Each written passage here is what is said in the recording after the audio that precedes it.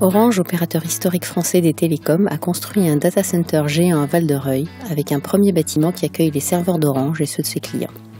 Avec cette nouvelle génération de data centers, Orange poursuit sa politique énergétique dont l'un des objectifs est la réduction de la consommation des équipements informatiques et des émissions de CO2 associées. Orange possède 15 gros data centers, dont celui de Val-de-Reuil qui est un data center de dernière génération. C'est un bâtiment innovant, éco-efficace, résilient et hautement sécurisé qui va permettre de répondre à la croissance de l'hébergement externe et interne pour le groupe.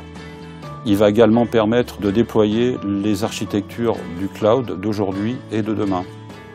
Le data center Val-de-Reuil est le premier data center fonctionnant en free cooling pour ce niveau de puissance.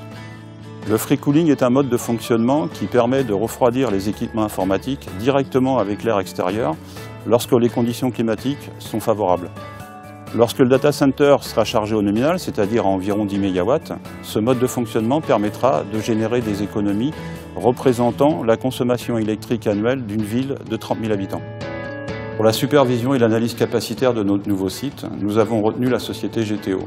Leur expertise en supervision, la qualité du service, notre excellente collaboration sur tous nos data centers depuis le début des années 2000 ont été déterminants dans le choix de notre partenaire pour ce projet hautement stratégique pour le groupe.